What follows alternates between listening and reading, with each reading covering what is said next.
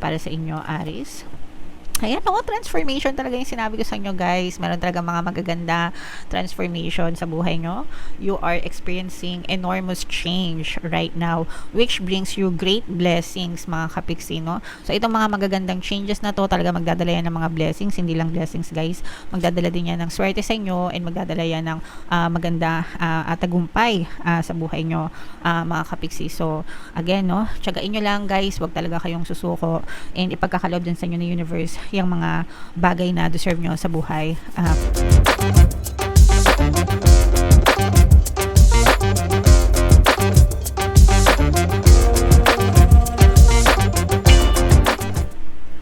Hello guys, hello Aries, welcome back to Pinay Pixie Tarot.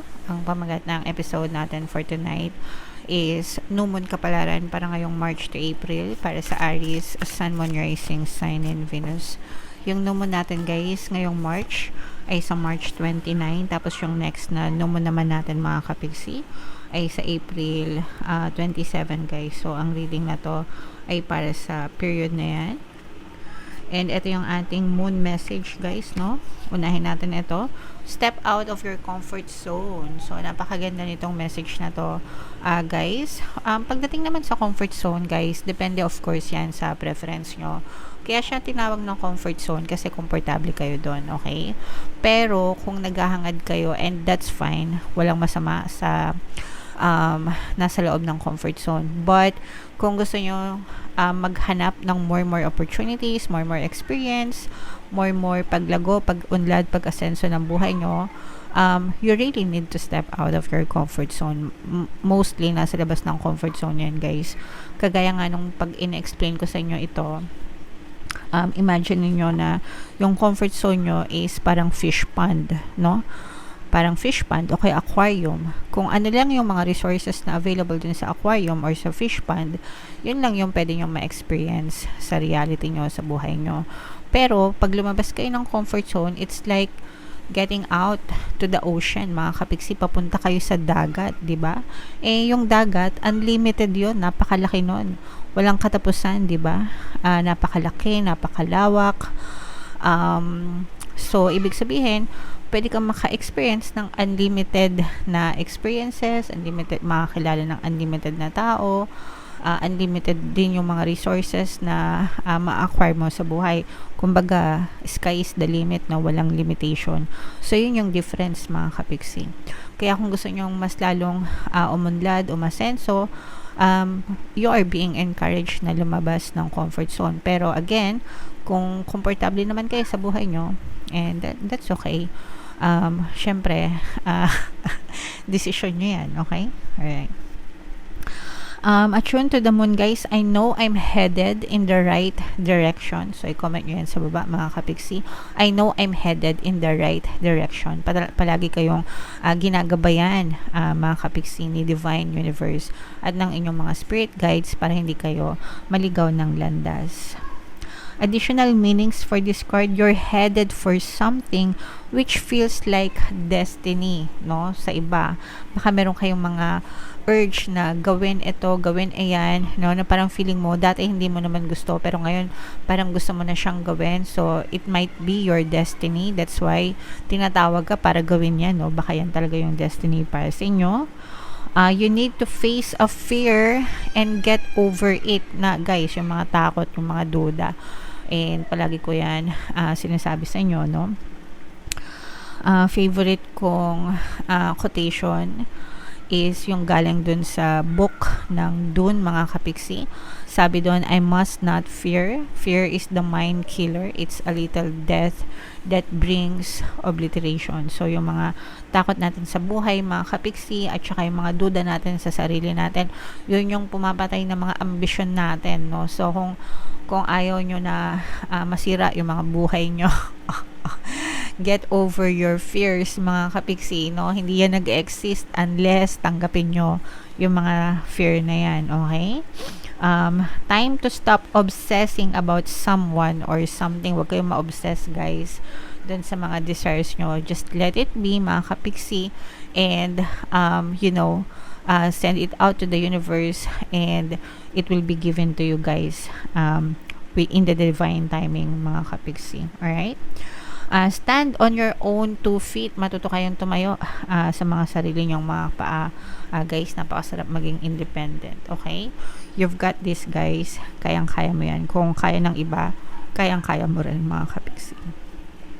Alright? So, yan yung moon message para sa inyo, guys. Comment down below if naka-resonate kayo.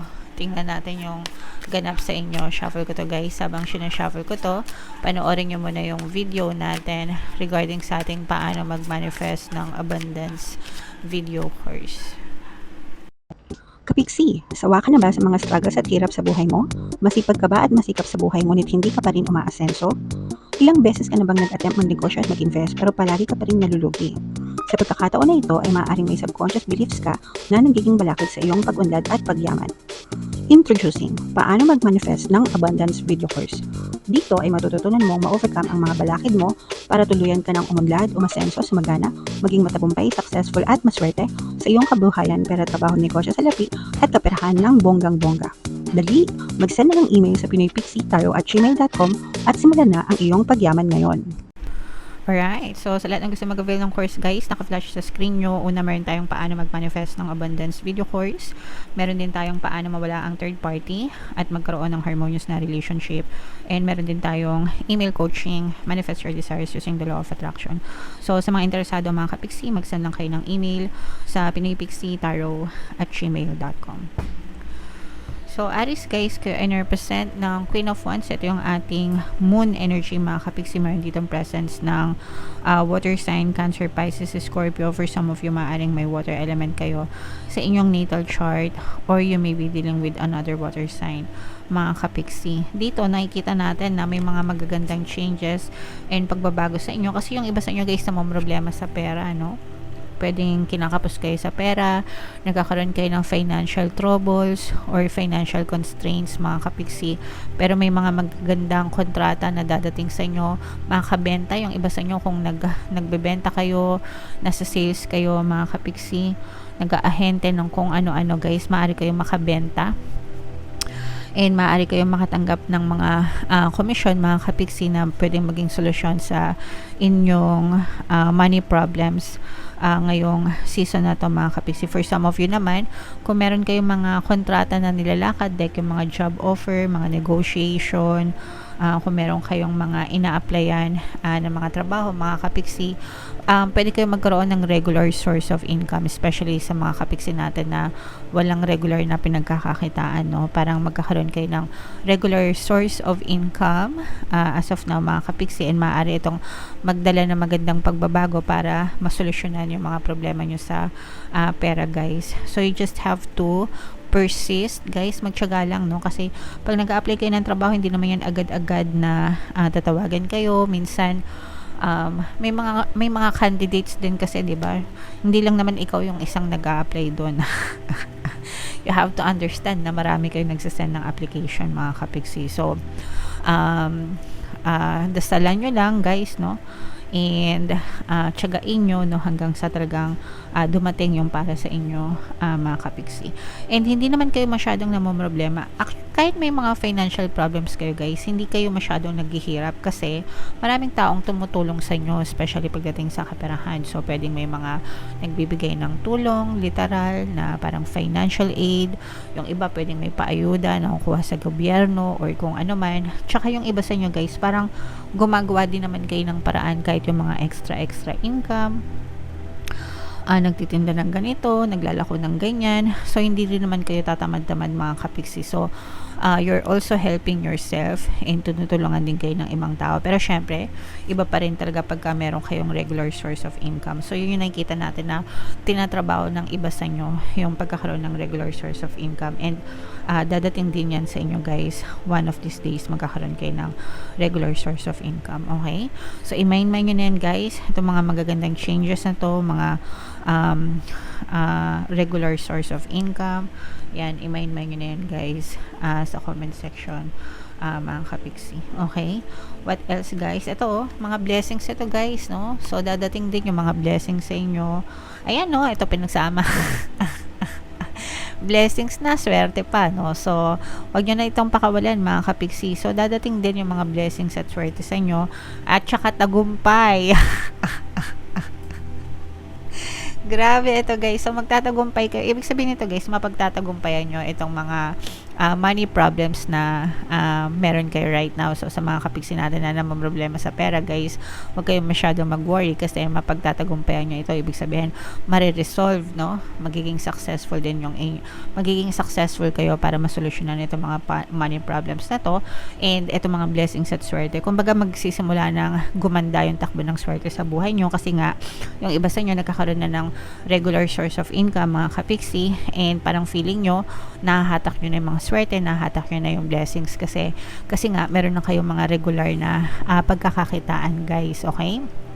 So, tiyagain nyo lang, sabi ko naman sa inyo guys, no, walang matigas na tinapay sa mainit na kape. Ibig sabihin nun guys, walang hindi nakukuha sa tiyagaan, no? Sipag at tiyaga. Syempre sabayan nyo ng pagdadasal, prayers and affirmations, and positibong mental diet. Kapag kaya talaga ay araw-araw nyong ginawa, mga kapiksi, kahit anong hilingin nyo, kahit imposible guys, dadating sa inyo. Walang imposible sa bokabularyo ni universe. Basta hiniling mo and desidudo ka, nagtiyaga ka, ibibigay talaga sa inyo yan, mga kapiksi, okay? So ito guys, triple combo, i-main nyo na sa comment section, mind, blessings, pagpapala, swerte, good fortune, at saka success and tagumpay, mga kapiksi, okay? Napakaganda. Ay nako. So tingnan natin itong additional message guys, bunot lang tayo ng isa pa para sa inyo, Aries. Ayan, transformation talaga yung sinabi ko sa inyo guys. Meron talaga mga magaganda transformation sa buhay nyo. You are experiencing enormous change right now, which brings you great blessings, mga kapiksi, no? So itong mga magagandang changes na to, talaga magdadala yan ng mga blessings, hindi lang blessings guys, magdadala din yan ng swerte sa inyo, and magdadala yan ng maganda tagumpay sa buhay nyo, mga kapiksi. So again, no, tiyagain nyo lang guys, wag talaga kayong susuko, and ipagkakalob din sa inyo ni universe yung mga bagay na deserve nyo sa buhay, mga kapiksi. Alright? So lahat ng mga magaganda dito guys, yung mga sinabi ko sa inyo, i-mind nyo na sa comment section. Deserve nyo lahat yan, mga kapiksi, and comment down below if feeling nyo nakaresonate kayo dito sa mga messages na to.